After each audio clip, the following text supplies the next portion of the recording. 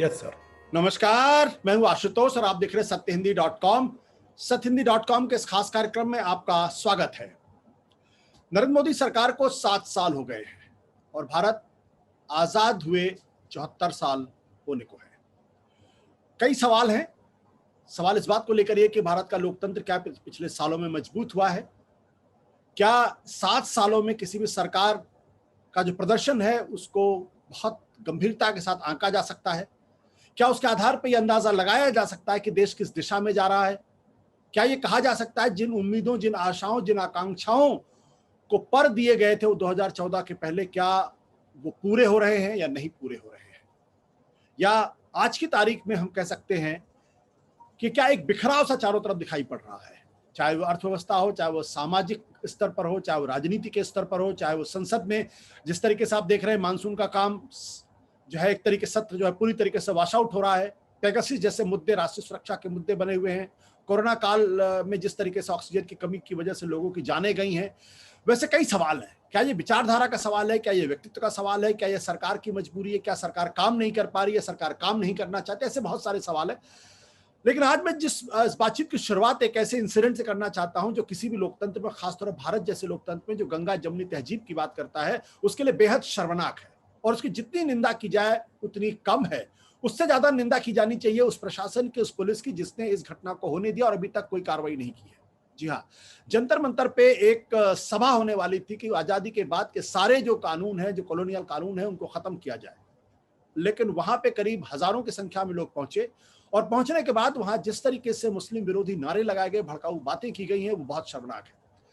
हमारे साथ इन तमाम मसलों बातचीत करने के लिए प्रोफेसर पुरुषोत्तम अग्रवाल जी हैं, जो देश के जाने माने इंटेलेक्चुअल हैं, तमाम सामाजिक, राजनीतिक, दार्शनिक पहलुओं पर नजर डालते हैं। और पहले भी जब हमने बहुत गंभीर विषय में चर्चा करनी चाहिए, चाहे वो अमेरिका का चुनाव हो, चाहे भारत का चुनाव हो, चाहे कोविड हो, तो हमने उनसे बातचीत की है। हम फिर जानने की कोशिश करेंगे कि आखिर हो क्या रहा है इस वक्त देश में। पुरुषोत्तम जी, आपका बहुत बहुत स्वागत है। मेरा पहला सवाल ये कि जिस तरीके से ये घटना जंतर मंतर पे हुई है, क्या ये महज एक अलहदा घटना है, एक एक एक्सेप्शन है, एक अपवाद है, या दरअसल किसी बहुत बड़ी, किसी पुरानी बीमारी का एक रिफ्लेक्शन दिखाई पड़ रहा है आपको? आशुतोष जी, काश के ये एक एबेरेशन होता, काश ये एक अलहदा घटना होती, इक्का दुक्का घटना होती। लेकिन दुर्भाग्य से ऐसा लगता है कि there is a method in the madness. मैं इंडियन एक्सप्रेस में रिपोर्ट पढ़ रहा था इस घटनाक्रम की। दिल्ली पुलिस के अनुसार उन्होंने कोई परमिशन नहीं दी थी। परमिशन मिले बिना हजारों लोगों का इकट्ठा हो जाना, संसद से केवल 2 किलोमीटर की दूरी पर, जहां तक मेरी जानकारी है, जब संसद सत्र चल रहा होता है तो उस पूरे इलाके में स्थायी रूप से दफा 144 लगी रहती है। ऐसी स्थिति में बिना परमिशन के वहां हजारों लोग इकट्ठे हो गए और पुलिस ने कुछ नहीं किया। फिर वहां इस तरह के भयावह नारे लगे, मतलब बाकायदा मर्डरस नारे वहां लगे हैं।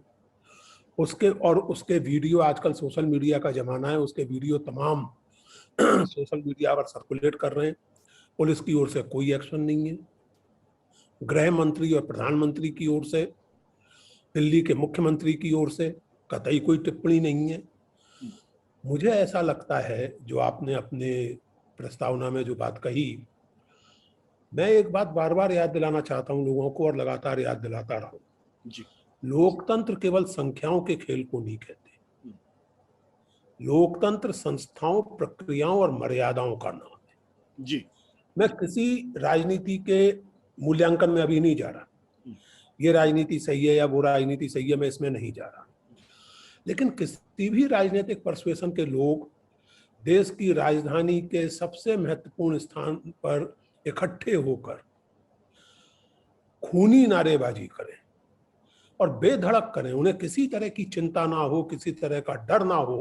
आज तो उसमें कहना ये चाहता हूँ, आपके दर्शकों में से भी ऐसे बहुत से लोग होंगे जो इसको बड़ी स्वाभाविक चीज मान रहे होंगे।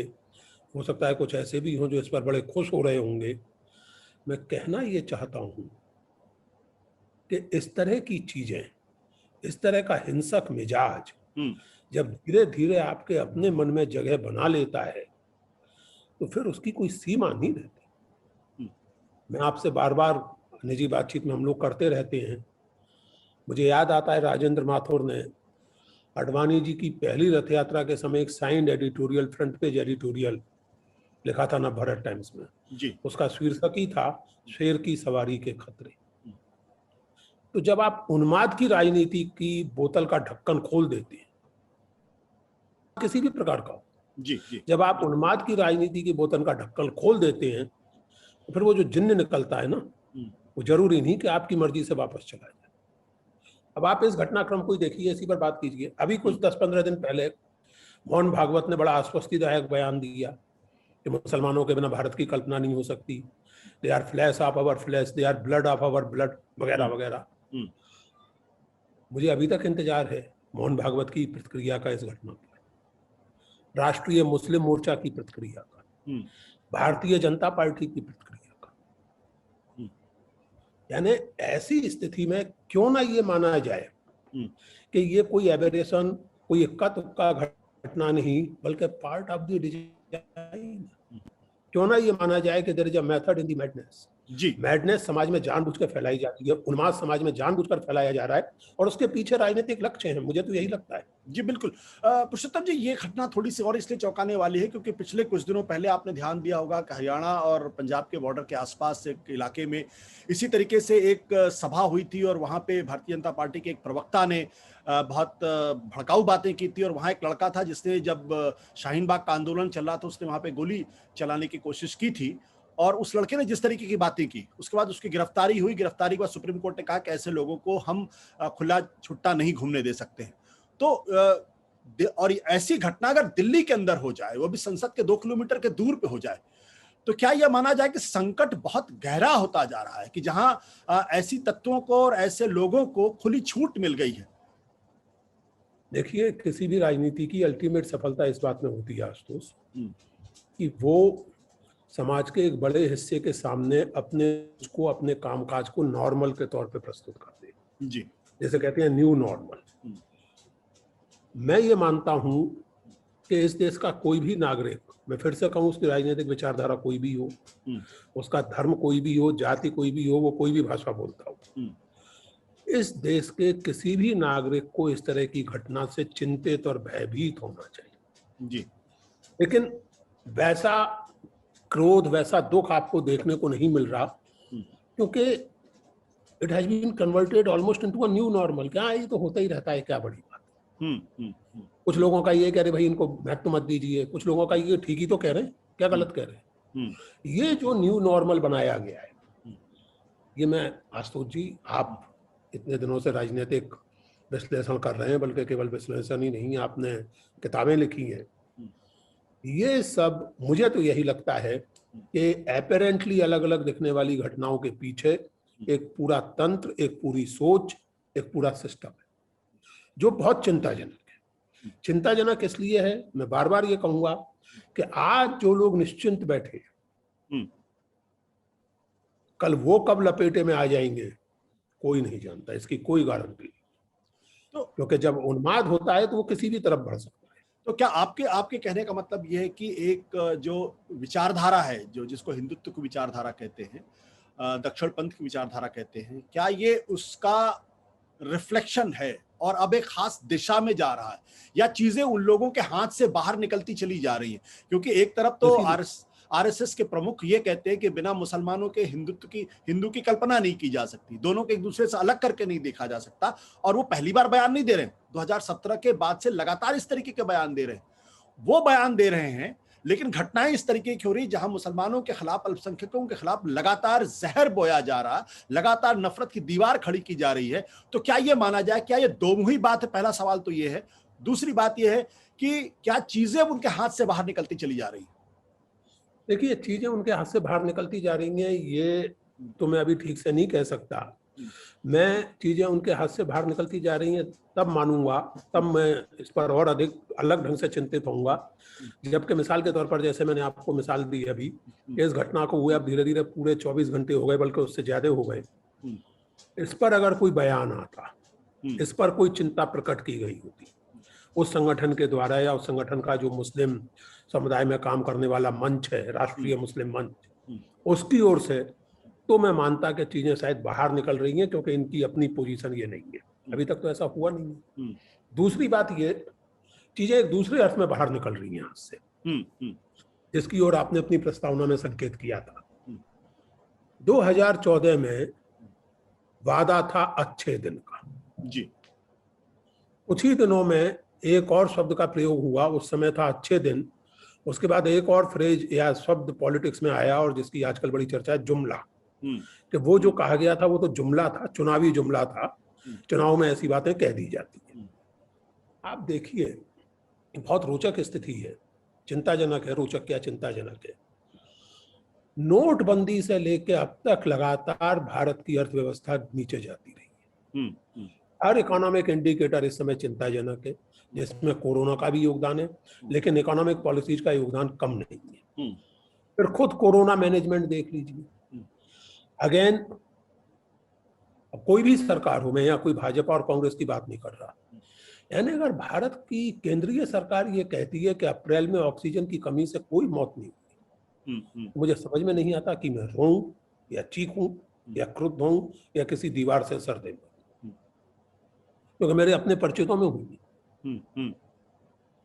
फिर अभी कल या परसों अखबार में था कि पहले सरकार ने कहा कि वो ऑक्सीजन कैसे राज्यों के बीच वितरित होगी, क्या होगा, इसके लिए कमेटी मॉनिटर कर रही है। किसी ने आरटीआई लगा दी, तो अब मालूम पड़ा कि ऐसी कोई कमेटी कभी बनाई ही नहीं गई थी।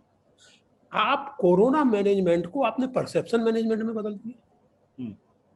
आपकी सारी चिंता ये हो गई कि गलत खबर ना जाने पाए, गलत काम रुक जाए, इसकी चिंता नहीं हुई।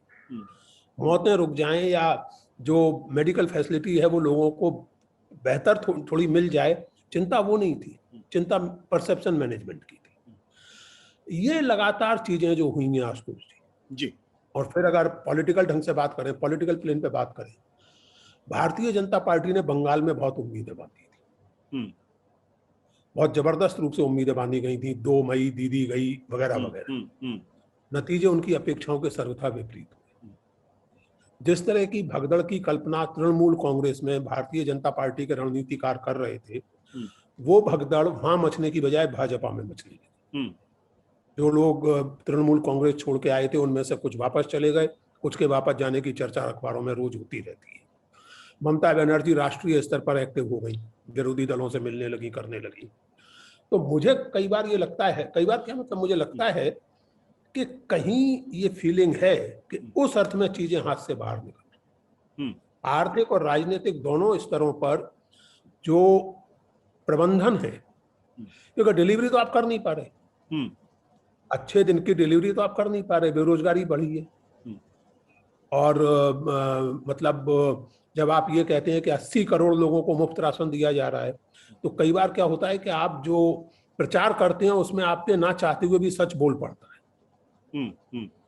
80 करोड़ का मतलब देश की 2/3 आबादी। जी। देश की 2/3 आबादी को अगर मुफ्त राशन दिया जा रहा है अभी भी, तो 70 साल तो छोड़िए, अब तो 7 साल का सवाल बन ही जाता है। बिल्कुल। बट पुरुषोत्तम जी, एक दूसरा सवाल मेरे दिमाग में, मेरे मन में ये सवाल आ रहा है कि 2014 के जब चुनाव हो रहे थे, अगर हम उसको जुमले शब्द से हटा दें उसको, तो एक तस्वीर पेश की गई थी। तस्वीर ये पेश की गई थी कि एक बहुत ही डिसाइसिव, बहुत ही पावरफुल, बहुत ही मजबूत देश नेता की जरूरत है इस देश को। और चूंकि देश में दिक्कत इसलिए पैदा हुई क्योंकि एक बहुत ही कमजोर प्रधानमंत्री थे, और ऐसा लगा था जैसे कि पूरा हिंदुस्तान बदल जाएगा। बहुत बड़े बड़े इंटेलेक्चुअल्स ने कहा था कि नहीं, वो मोदी जी इस वक्त देश की जरूरत है और देश आर्थिक प्रगति करेगा। सौभाग्य से उन इंटेलेक्चुअल्स में मैं नहीं था। हाँ, आप नहीं थे उसमें। अब सवाल ये कि ये जो परसेप्शन था, इतने मजबूत आदमी को प्रॉब्लम कहां पे, 7 सालों में चीजें बिखरती हुई दिखाई पड़ती। आपने अर्थव्यवस्था का जिक्र किया, मैं अर्थव्यवस्था के साथ साथ सामाजिक स्तर पर भी देखता हूं तो बिखराव दिखाई पड़ता है। विदेश नीति के मसले पर देखता तो वहां भी बिखराव दिखाई पड़ता है, और बहुत सारी चीजों में बिखराव दिखाई पड़ता है। ये बिखराव क्यों नजर आ रहा है? क्या ये पर्सनालिटी की प्रॉब्लम थी? क्या ये विचारधारा की प्रॉब्लम है? और क्या ये एडमिनिस्ट्रेशन की प्रॉब्लम है? आपने कहा डिलीवरी नहीं है, और फिर आपने कहा डिलीवरी नहीं इसलिए आप प्रबंधन की कोशिश करते हो, परसेप्शन मैनेजमेंट की कोशिश करते हैं। तो कहां पे प्रॉब्लम? क्या विचारधारा के स्तर में प्रॉब्लम है, या फिर नेतृत्व में प्रॉब्लम, या शख्सियत में प्रॉब्लम है? देखिए, मैं इसमें एब्स्ट्रैक्ट एनालिसिस की बजाय आपके सामने कॉन्क्रीट चीजें रखता हूं। जी। एक कार्यक्रम में डॉक्टर मनमोहन सिंह ने कहा था, और बिल्कुल सही कहा था, कि मेरे बारे में ये परसेप्शन बनाया गया, कहा गया कि मैं चुप रहने वाला ढीला ढाला प्राइम मिनिस्टर हूँ, लेकिन मैंने प्रेस से हमेशा बात की है। जब भी मैं किसी विदेश यात्रा से लौटता था तब, और जब भी कोई महत्वपूर्ण घटनाक्रम होता था तो मैं प्रेस से बात करता था, सवालों को फेस करता था। ये सही बात है। अभी क्या स्थिति है? कितनी, आप तो पत्रकार हैं, कितनी प्रेस कॉन्फ्रेंस प्रधानमंत्री जी ने पिछले 7 साल में की है? कितने जेन्युइनली पॉलिटिकल इंटरव्यूज फेस किए हैं प्रधानमंत्री जी ने? अगर प्रधानमंत्री से लिए जाने वाले इंटरव्यू में सवाल ये हो कि आप आम चूस के खाते हैं कि काट कर, या फुर्ती के लिए कौन सा टॉनिक लेते हैं, तो ऐसे इंटरव्यू जिसको कहते हैं कि लाइफ स्टाइल मैगजीन्स में तो काम के होते हैं, यानी सोसाइटी और फेमिना में तो छपने के हैं ये इंटरव्यू, लाइफ स्टाइल मैगजीन्स हैं, जरूर अच्छी बात है, छपने चाहिए, but they are not political interviews, जो एक पीएम से किए जाते हैं। दूसरी बात, आप मुझे ये बताइए, आधुनिक दुनिया के इतिहास में कहीं आपकी जानकारी में ऐसा कुछ आता है कि एक महत्वपूर्ण देश का प्रधानमंत्री दूसरे महत्वपूर्ण देश के होने वाले आंतरिक चुनाव के बारे में एक नारा सा दे आए हो? आपको ऐसी कोई घटना याद आती है कि मिसाल के तौर पर सोवियत संघ का या रूस का कोई नेता इजिप्ट जाए किसी यात्रा पर और वहां किसी एक उम्मीदवार के पक्ष में नारा दे दे, या इंग्लैंड का प्रधानमंत्री फ्रांस जाए और वहां राष्ट्रपति चुनाव में किसी एक उम्मीदवार के पक्ष में नारा दे दे? मैं आज तक नहीं समझ पाया कि माननीय प्रधानमंत्री ने ऐसा क्यों किया। अब की बार ट्रंप सरकार, आप जो बात कर रहे हैं इसको डिप्लोमेसी कहते हैं, इसको डिसाइसिव लीडरशिप कहते हैं। डिसाइसिव लीडरशिप, देखिए डिसाइसिव लीडरशिप जो है आशुतोष जी, अगेन ये अपने आप में एक जुमला है। डिसाइसिव लीडरशिप भी कामों में दिखनी चाहिए, जमीन पर दिखनी चाहिए। मैं मनमोहन सिंह का कतई प्रशंसक नहीं हूं भाई, उनकी आर्थिक नीतियों का कठोर आलोचक हूं। मेरे लिखे को जो लोग पिछले कुछ सालों में पढ़ते रहे हैं वो जानते हैं, उनकी आर्थिक और कुछ सामाजिक नीतियों का भी मैं कठोर आलोचक हूं। लेकिन मनमोहन सिंह न्यूक्लियर पैक्ट के पक्ष में थे अमेरिका के साथ, और उन्होंने साहब अपनी सरकार दांव पे लगा दी थी उसके लिए। उन्होंने कह दिया था कि अगर ये पैक्ट नहीं हुआ तो फिर मैं पीएम नहीं रह पाऊंगा, और लेफ्ट ने समर्थन वापस ले लिया। मनमोहन सिंह ने कहा आप लेते रहिए समर्थन वापस, मैं इस नीति को सही मानता हूं, मैं तो करूंगा। This is called a decisive leadership. मैं फिर से कहूंगा मनमोहन सिंह का कोई प्रशंसक नहीं हूं, लेकिन this is called a decisive leadership.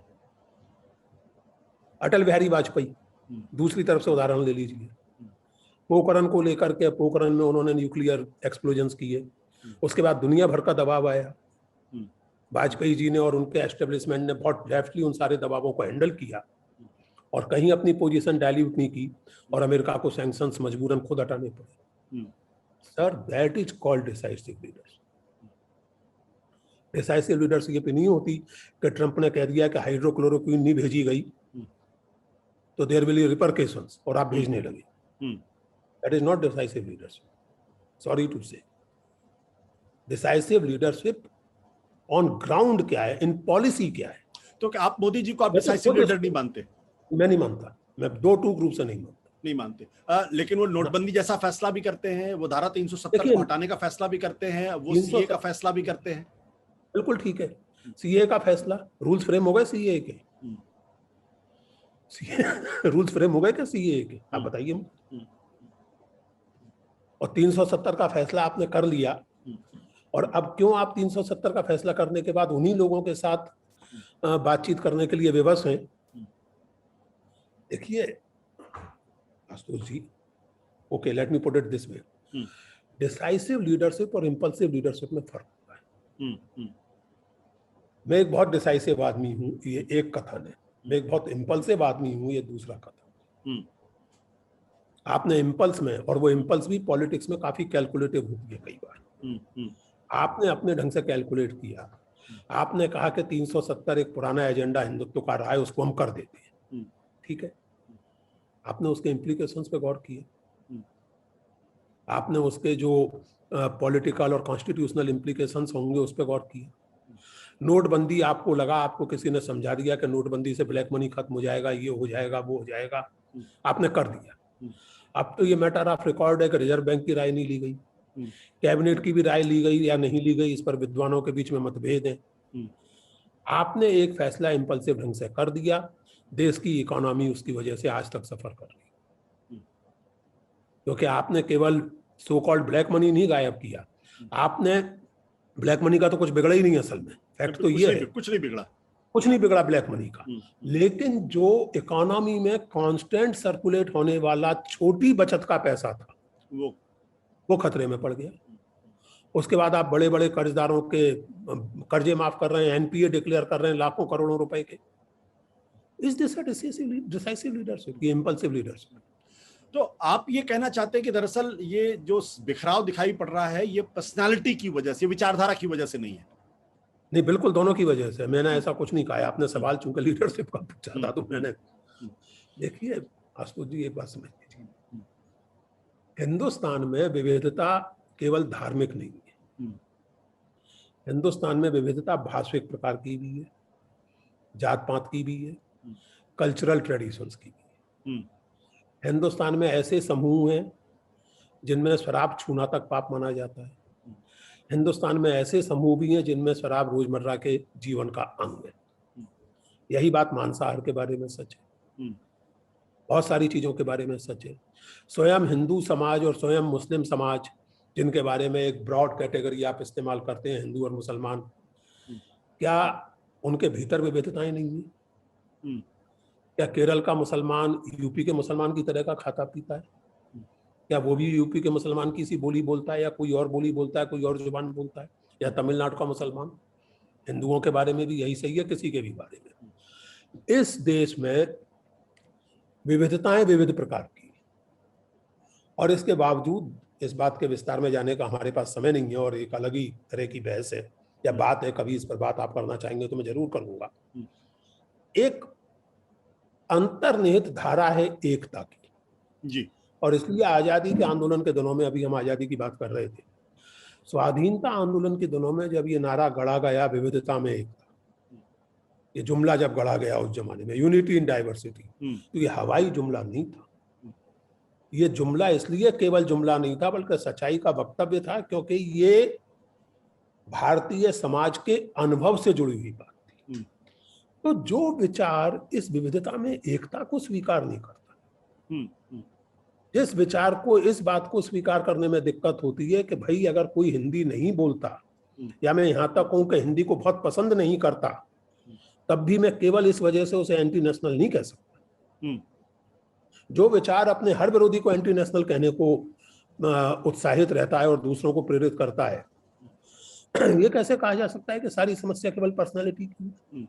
बल्कि वो पर्सनालिटी उस विचार की वजह से पैदा हुई। उस विचार ने ही लोगों को उस विचार ने ही लोगों के मन में ये कंफ्यूजन पैदा किया है कि इंपल्सिव और डिसाइसिव एक ही चीज, उस विचार का ही नतीजा है। पर्सनालिटी तो माध्यम है जी, तो समस्या विचार में है।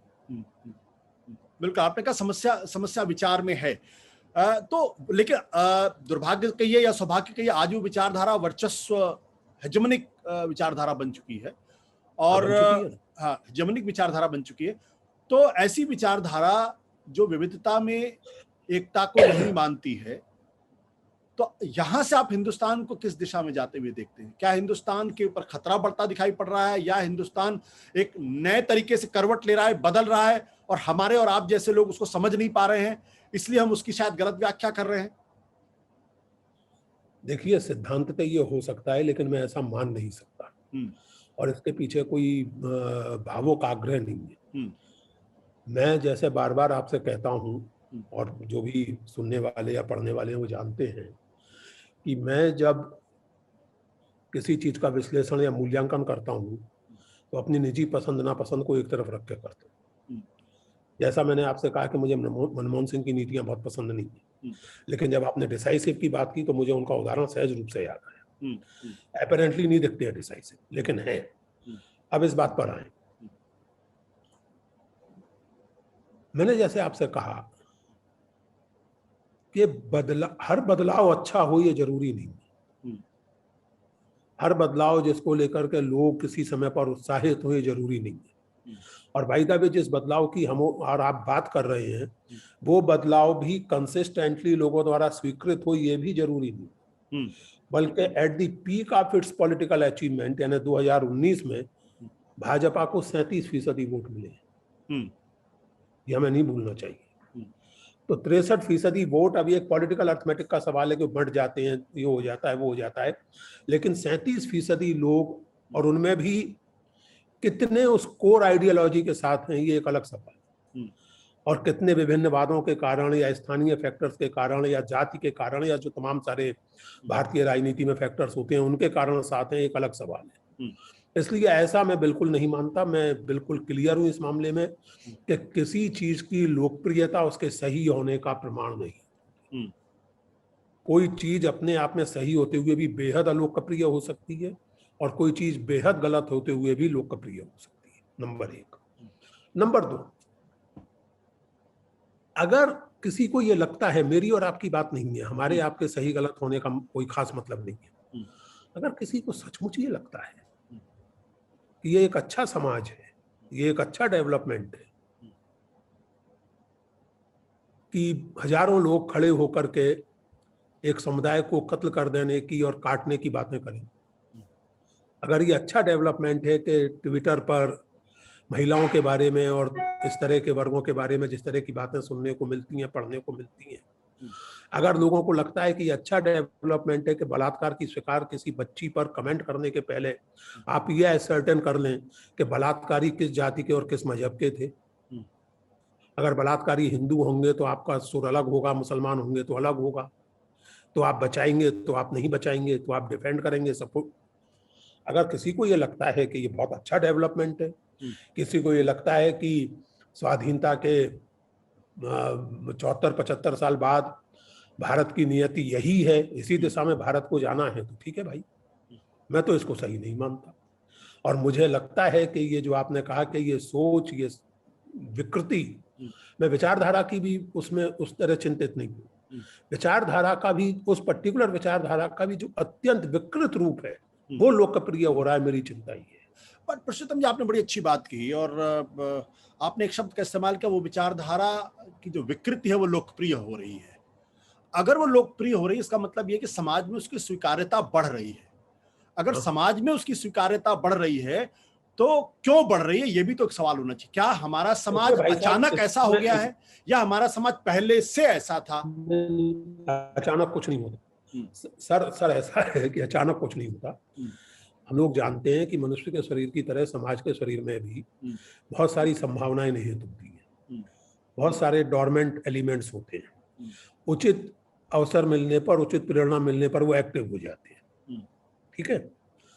अब ये देखिए आप, ये अचानक नहीं, ये सब प्रवृत्तियां रही हैं पिछले 100-200 साल से, जब से भारत में आधुनिक प्रकार की राजनीति हुई है, उसके पीछे को छोड़ भी दें, जब से भारत में लगभग पिछले 125 साल से आधुनिक राजनीति आरंभ हुई है, तब से विभिन्न प्रकार की प्रवृत्तियां रही हैं, और ये प्रवृत्ति भी उनमें से एक प्रवृत्ति रही है, जैसे आज हम हिंदुत्व कहते हैं, हिंदुत्ववादी राजनीति। ये इस समय इतनी प्रबल क्यों हुई है? इसके पीछे पिछले 30-35 साल का इतिहास है, जो वहां से शुरू होता है जहां आप इस बात का गौरव हासिल करते हैं कि दुनिया में सैटेनिक वर्सेस नाम के नावल को बैन करने वाले आप पहले देश, आप इस बात का गौरव हासिल करते हैं कि एक सुप्रीम कोर्ट फैसले को आप बदल देते हैं क्योंकि आपको मुस्लिम कम्युनिटी के सो कॉल्ड लीडर्स को प्रसन्न करना है। ये वहां से शुरू होता है कि जब इन चीजों को बैलेंस करने के लिए आप इतने दिनों से डॉर्मेंट से पड़े राम जन्मभूमि विवाद को हवा दे देते हैं, फिर से वहां के ताले खुलवा के। मैं दो टूक बात कर रहा हूँ कि वहां से शुरू तात्कालिक रूप से, पहले भी था, और फिर उसका जिन लोगों को लाभ उठाना था वो लाभ उठाते हैं। दूसरी बात इससे जुड़ी हुई, पिछले 7 साल का अगर बात करें, 8 साल की, इसमें आपकी बिरादरी का बहुत बड़ा योगदान है सर, खास करके इलेक्ट्रॉनिक मीडिया का। इलेक्ट्रॉनिक मीडिया की जो भूमिका है, मीडिया की भूमिका एडवर्टाइजमेंट की नहीं होती है, मीडिया की भूमिका कुछ बेसिक कंसेंसस वैल्यूज को लेकर के समाज में बात करने की होती है। बहस कीजिए, डिबेट कीजिए, लेकिन क्या अब इसके लिए भी मीडिया को खटखटाना पड़ेगा कि इस तरह की हरकतें, इस तरह की बातें बिना किसी किंतु परंतु के कंडेम की जानी चाहिए? क्या मीडिया की भूमिका, ठीक है धार्मिक आस्थाओं का सवाल है, धार्मिक आस्थाओं का देश है, वो कीजिए। क्या मीडिया की भूमिका ये भी हो सकती है कि आप शुद्ध अंधविश्वासों का धर्म के नाम पर प्रचार करें और शुद्ध मूर्खता का आप धर्म के नाम पर प्रचार करें और आपसे कोई जवाब तलब ना करे, और कोई जवाब तलब करे तो आप वाही तबाही बकने लगे? तो ये सारे फैक्टर्स हैं ना। बट मैं थोड़ी हेगेमनिक हो गई है विचार। लेकिन मैं यहाँ पे एक चीज आपसे जोड़ना चाहता हूँ। मेरा कहना यह है कि अगर जमीन बंजर हो तो उसमें आप कितना भी बीज डाल दिए, कितना भी पानी डाल दिए, वो फसल नहीं उगती, या उगेगी तो बहुत ही कमजोर होगी। तो भले ही हम मीडिया के बारे में बात कर लें, भले ही सरकार के बारे में बात कर लें, क्या जो जमीन है हमारी, जो सामाजिक जो धरातल है, क्या उसमें कोई दोष नहीं था? कुछ लोग, बहुत सारे लोग कहते हैं कि भारत अभी भी एक अविकसित समाज है, भारत अभी भी एक फ्यूडल सोसाइटी है, और वहां ऐसे विचारों के लिए और ऐसी विचारधाराओं के लिए बहुत ही उर्वर जमीन है। नहीं, देखिए ये अविकसित और विकसित ये सब चक्कर छोड़िए आशुतोष जी। अमेरिका तो सुपर विकसित समाज है। वहां के बाइबल बेल्ट का हाल तो आप भी जानते हैं, मैं भी जानता हूँ, और कोई भी पढ़ा लिखा आदमी जानता है। माननीय ट्रंप महोदय अफ्रीका के किसी देश के राष्ट्रपति थोड़ी थे। ट्रंप महोदय सुपर विकसित अमेरिका के राष्ट्रपति थे ना। तो कैपिटल पे चढ़ दौड़े थे 6 जनवरी को, क्योंकि इलेक्शन वाज स्टोलन। अभी भी अमेरिका में कोरोना के संदर्भ में बात करें, आपको पता है ना कि अभी भी अमेरिका में एंटी मास्क मूवमेंट बहुत स्ट्रांग है, और बाइडेन एडमिनिस्ट्रेशन परेशान है कि यार, मतलब छोटा सा प्रसंग विषयांतर, बीच में बात चली कि एक फेडरल मैंडेट जारी किया जाए। फेडरल मैंडेट यानी सभी राज्यों को ये मानना पड़ेगा कि एक तो सब वैक्सीन लगवाएं, दूसरे सब पब्लिक में मास्क पहने। रिपब्लिकन पार्टी और उसके एडमिनिस्ट्रेशन वाले राज्यों ने मानने से इनकार कर दिया कि इस मैंडेट को नहीं जारी होने देंगे। अमेरिका जो सुपर विकसित समाज, और अंधविश्वासों के मामले में अमेरिका की आप छोड़िए, इसलिए इस बात को तो छोड़ दीजिए कि भारत बड़ा अविकसित है इसलिए यहाँ उर्वर है। भारत की अपनी समस्याएं हैं और वो बहुत पहले से रही हैं। हिंदू मुस्लिम की ही बात करें तो हिंदू मुस्लिम समस्या रही है, वरना कबीरदास को ये क्यों कहना पड़ता है कि आपस में दो लड़त मरत है, मरम ना काहू जाना। कबीरदास तो 500 साल पहले ही बात कर रहे थे ना, 600 साल पहले कह रहे थे, आपस में दो लड़त मरत है, मरम ना काहू जाना। सवाल ये है कि इस संदेह अविश्वास को बढ़ाना आपका काम है या उसको घटाना आपका काम है? सवाल यह है कि इन दूरियों को कम करना, असली मुद्दों पर लोगों का ध्यान केंद्रित करना आपका काम है, या इनको हवा देना आपका काम है? इसीलिए मैंने ये सारे उदाहरण दिए जो कांग्रेस शासन के उदाहरण थे। आपने चीजों को लापरवाही से लिया और आज नतीजा सारा देश भुगत रहा है। जानबूझ के मैंने कांग्रेस शासन के दोनों तीनों उदाहरण दिए। क्यों नहीं आप ये कह सकते थे कि नहीं साहब कोई बैन नहीं, जैसे किताब पढ़नी है पढ़े, नहीं पढ़नी है ना पढ़े। लेकिन वो आपने एक सिचुएशन क्रिएट कर दी हर्ट सेंटीमेंट्स की। आपको मेरा उपन्यास याद होगा, Nacohus, national commission of hurt sentiments. तो वो स्थिति आपने खड़ी कर दी कि हर एक आदमी हर्ट सेंटीमेंट के नाम पे कुछ भी कह देता है और कुछ भी करवा लेता है। तो इसलिए बंधु, फिर मीडिया की भूमिका आप खुद जानते हैं। पिछले 8-10 साल में आशुतोष जी आप मीडिया में थे, मैं बाकायदा मीडिया में आता जाता था। सारे विवादों और इसके बावजूद एक जिसको कहते थे basic framework of rational discourse, आप कल्पना कर सकते हैं कि राष्ट्रीय दलों के प्रवक्ता वहां मतलब वर्चुअली गाली गलौज करें, हाथापाई तक करें, और इसको एक तरह से आप एनकरेज करते हैं। ऐसे प्रवक्ताओं को बैन नहीं किया जाता और ऐसे एंकर्स को कोई कुछ नहीं कहता। तो समाज में आप किस तरह के पर्यावरण की रचना कर रहे हैं? क्योंकि मीडिया लोगों को प्रभावित करता है। आज के जमाने में इंफॉर्मेशन टेक्नोलॉजी का जमाना है, हर आदमी अपने फोन में वो लिए घूम रहा है। लोग फोन पर टेलीविजन देखते हैं, सब देखते हैं, हर आदमी के पास स्मार्टफोन है। ऐसे में मैं कह रहा हूं कि इस तरह के विचार, इस तरह की विकृति का समाज में प्रसार बहुत तेजी से होता है। लेकिन इसका ये मतलब नहीं है कि जमीन बंजर थी, जमीन तो थी, लेकिन इस तरह के गंदगी भी जमीन थी और अच्छाइयों की भी जमीन थी। ठीक है, इस जमीन को आपने पनपाया, ये आप पर है। ठीक, वक्त बहुत कम बचा है हमारे पास क्योंकि जूम की अपनी एक समस्या होती है। आपसे आखिरी सवाल, यहाँ से आप क्या उम्मीद है? आप ऑप्टिमिस्ट दिखते हैं, आशावादी दिखते हैं, निराशावादी दिखते हैं? आपको लगता है कभी भी उम्मीद बची है या चीजें हाथ से निकल गई है? देखिए, ईमानदारी की बात ये है कि मैं इस पल आशावादी होता हूँ, उस पल निराशावादी, फिर से इस पल आशावादी होता हूँ, फिर से उस पल निराशावादी होता हूँ। मैं ये नहीं कह सकता, ईमानदारी का उत्तर यही है कि मैं ये नहीं कह सकता कि मैं लगातार ऑप्टिमिज्म फील करता हूँ। मैं ये भी नहीं कह सकता कि मैं लगातार पेसिमिज्म फील करता हूँ। शायद कहीं कोई एक कहिए कि इम्पल्सिव या इर्रेशनल सा बिलीफ है, विश्वास है, आस्था है इस देश की ताकत में, इस देश की आत्मा की ताकत में, इस देश में जो विविधता और विविधता में एकता है, उसकी जो बेसिक स्पिरिट है, उसकी ताकत में विश्वास मुझे अभी भी। और इसलिए अल्टीमेटली मुझे लगता है, कुल मिलाकर के सारे अंधेरे के बावजूद मुझे लगता है कि आशा की किरण तो फूटेगी, बदलाव अच्छी दिशा में होगा, ये मुझे उम्मीद। वो सुबह तो कभी आएगी, उम्मीद नहीं बल्कि आस्था है। हाँ, नहीं, वो सुबह तो जब आएगी तब आएगी, वो तो बात की बात है। लेकिन समाज में सैनिटी फिर से स्थापित होगी, ऐसी मुझे बिल्कुल। और सत्य हिंदी की लगातार ये कोशिश रहती है कम से कम जो समाज में गंभीर चिंताएं हैं, जो संकट जो दिखाई पड़ता है, उसका एक गंभीर विश्लेषण किया जाए और लोगों तक चीजों को पहुंचाने की कोशिश की जाए ताकि लोग खुद उसको समझें।